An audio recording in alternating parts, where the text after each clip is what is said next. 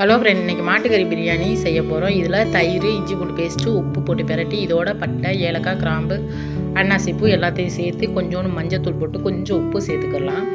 எல்லாத்தையும் போட்டு ஒரு 3 விசிலுக்கு இதை விட்டுக்கிடலாம். அதுக்கு மேலே வேக விட வேணாம். இன்றைக்கி கொஞ்சம் கறி கொஞ்சம் இலைய கறியாகத்தே இருந்துச்சு. அதனால் இன்றைக்கி நான் பாசுமதி ரைஸ் எடுத்திருக்கேன். சீரக சம்பா அரிசியில் நான் இதனாட்ட 2 கப் எடுத்திருக்கேன். சாஸ்பேனில் 2 கப் எடுத்திருக்கேன். நான் 2 கப்புக்கு 3 கப்பு தண்ணி வச்சுருக்கேன். அரிசியை அரை மணி நேரம் ஊற வச்சுருக்கேன். இதுதான் இதில் உள்ளது.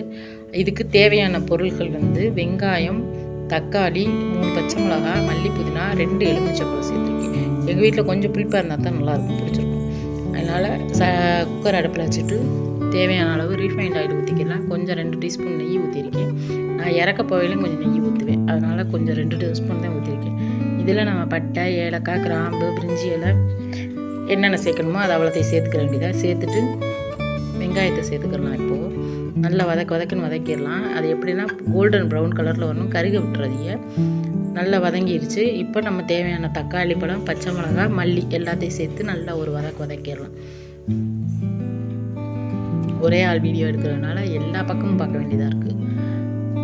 வதக்கிக்கிடலாம். மல்லியெல்லாம் இதிலே சேர்த்து வதக்கிடுங்க. நம்ம இறக்க போகையில் கொஞ்சம் மல்லியெல்லாம் போட்டு இறக்கிட்டோம்னா அதோட டேஸ்ட்டு கரெக்டாக வந்துடும், ஈவனாக வந்துடும். மாட்டுக்கறிக்கு இப்படி வச்சாத்தையும் கொஞ்சம் நல்லாயிருக்கும். இஞ்சி பூண்டு பேஸ்ட்டு, தேவையான அளவு மிளகாத்தூள் எல்லாத்தையும் இதிலே சேர்த்துடலாம். பிரியாணி மசாலா நான் கொஞ்சம் தான் இருந்துச்சு, இல்லாட்டி நான் வீட்டில் அரைக்கிற பிரியாணி மசாலாவே எனக்கு சரியாக போயிடும். தேவையான அளவு மிளகாத்தூள் சேர்த்துருக்கேன். இதில் கொஞ்சம் பெப்பர் பொடியும் போட்டிருக்கேன். நான் 2 டீஸ்பூன் தயிர் சேர்த்துருக்கேன். இதில் நான் கொஞ்சம் நல்ல பெப்பர் கொஞ்சம் தூக்கலாக இருக்கட்டும் அப்படின்னு சொல்லிட்டு மாட்டுக்கறிங்கிறனால வாய்வு பிடிக்குமேன்ட்டு பெப்பர் வர சேர்த்துருக்கேன். அதனால் கொஞ்சம் மிளகாத்தூள் தான் போட்டிருக்கேன். உங்களுக்கு காரத்துக்கு தகுந்த மாதிரி போட்டுக்கிறோங்க. பச்சை மிளகா போட்டு கறி வேக வச்ச தண்ணி 1 கப்பு இருந்துச்சு, அதை ஊற்றிருக்கேன். இதோட 2 கப்பு தண்ணி பச்சை தண்ணி சேர்த்துருக்கேன். நல்லா வதக்கிக்கிறேங்க. நல்லா தேவையான அளவு இதில் உப்புலாம் சேர்த்துருங்க. நான் கறி வேக போடையில் அதில் வேறு கொஞ்சம் உப்பு சேர்த்துருக்கேன். அதனால் இதுக்கு உப்பு கொஞ்சம் பார்த்து அரிசிக்கு மட்டும் பார்த்து சேர்த்துக்கோங்க. இப்போ நம்ம வேக வச்ச கறியை அதில் கொட்டிடலாம்.